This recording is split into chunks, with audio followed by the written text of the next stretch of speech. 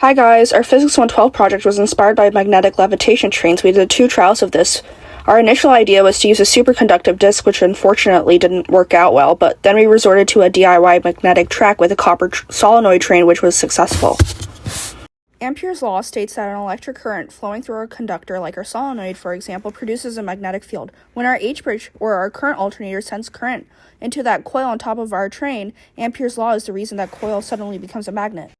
And Lenz's law states that an induced current always flows in a direction that opposes the change that caused it. This relates to the motion and stability of our train, as our train's 9 bottom magnets hover over the track or past the wall magnets. They induce tiny currents in any nearby metal or the solenoid itself. These currents create a magnetic pushback or drag. The YBCO could not work due to the disk flux pinned itself, trapping some magnet fields in the disk and locking the disk in one location. The arrangement of the coil was correct, but we should have placed the disk in front of the first coil, turn it on so it could get pushed forward. When it reaches the next coil, turn on that one so it could get pushed forward again to the next in that method. But we connected them in series and turned all of them at the same time, which made the disk pinned more sideways. That's why we saw the disk tilt whenever we turned on the solenoids. We should have connected the solenoids separately and turned them on one at a time, and the disk would have progressed forward. We constructed the track of our successful project with 36 small and strong half-an-inch neodymium magnets face north up. Beside the DIY track, we had magnets glued on the walls in 2 different arrangements. The unsuccessful arrangement had magnets placed every 2 centimeters. That beeping sound is the sound of our vibrating wires that have an alternating current going through them. The successful arrangement had magnets spaced at 85% the size of the solenoid diameter, which led to our train actually moving as well as our DIY train, and wall being wrapped in paper to reduce friction between the train and the groove created in the wall, as well as having less copper wire to reduce mass. As you see in the video, the train was levitating as it moved forward. So this was the idea behind it. So we used a solenoid as our train, and the track. So this is how we arranged the track. On one side of the wall of the track, we had a magnet arranged to be north, south, and the other side, south, north. And the track itself, the underground, we arranged magnets, the north pole facing forward, and under the solenoid, we stuck a magnet, which the north pole was facing towards the down, so it can repel the north facing track, so it can levitate. And as we seen, the solenoid was also connected to a H-bridge, and the H-bridge is getting its power from a battery that we connected to it. So the main purpose of the H-bridge was for it to alternate the current, and of course the brain behind that is the Arduino, which we had to code. So this is what happens. So when the current flows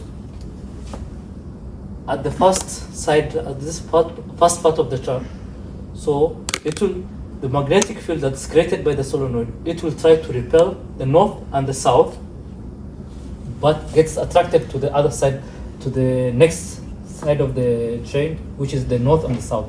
So it repels, then gets attracted. So this creates a movement of going forward.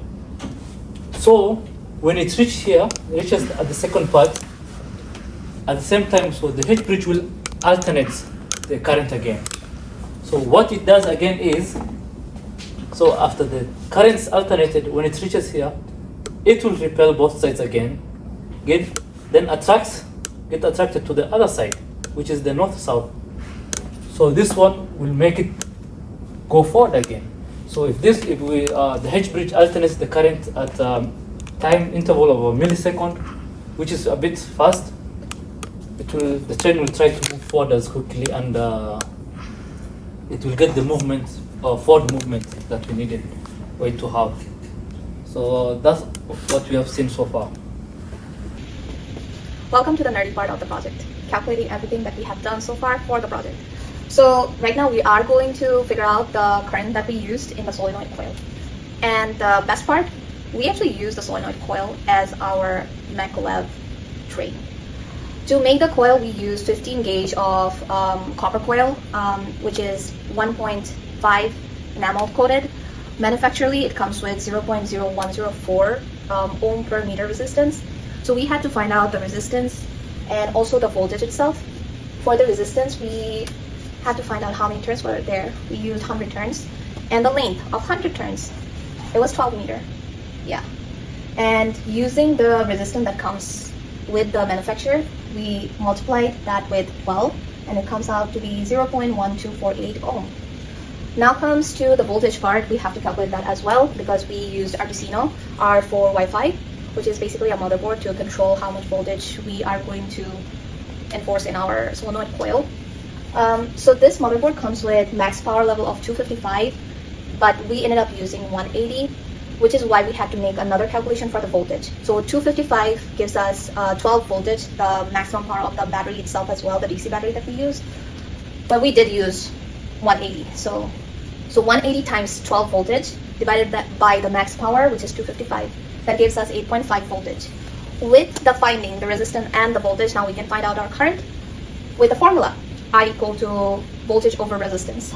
We just plug those values in, and we find out 67.8 amps. No wonder it was making so much noise when we tried to push through the current in the solenoid itself. It makes so much noise, and it's very dangerous. Don't try it. Now we will be finding out the magnetic field of the solenoid coil, as well as the magnetic field of neodymium magnets that we have used. For the solenoid magnetic field, we use this formula, mu naught times turns we use for the coil over the length times the current. We just simply plugged in all the values, and it came out to be 0.116 Tesla. And for the magnetic field of the neodymium magnets, it's 0.3 Tesla, which we measured. Now comes the more critical part, the velocity, finding the velocity. We have to use this formula. To come to this formula, we have to measure and calculate so many other things. So first we measure out the force. For solenoid force, we actually used the solenoid magnetic field square times the area of the solenoid over 2 times mu naught. We simply, again, plugged in all the values and find out the force is 3.2 Newton. After that, we have to find out the acceleration. So for the acceleration, F equal to ME. So we just want the acceleration, F over M. Now for the M, we used the solenoid coil, the weight of the mass of the solenoid coil. Also the platform it was on. That platform was indented with some magnets. So those two mass came out to be 0.15 kilogram. So we simply, again, just plugged in all the values, and we got 21.3 meter per second square. Now the fun part, the velocity, the final velocity we have to find out.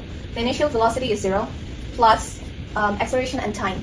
From the video that you probably already have seen it, the time is 1.1 second. So now we're just going to plug in again. So acceleration and the time, and the final velocity comes out to be 23.43 meter per second. Now, something very important I want to mention. In the video, the platform and also not the track, the platform where the coil was on, it was kind of shaking on and off, on and off. That is because of the PWM, the power width module. So it was trying to alternate the current in between it, but there was so much friction. It was not really going forward with the force, even though we used so much high current through the solenoid coil itself. So that was one of the part. That was our error in the project. It must be noted that when using liquid nitrogen, there's a risk of asphyxiation and frostbite. We made sure to use a large, well-ventilated lab room and wear gloves when dealing with the substance. Also note that operating high current solenoids carries a risk of thermal burns and electrical shock. We mitigated these hazards by using insulated wiring to prevent short circuits.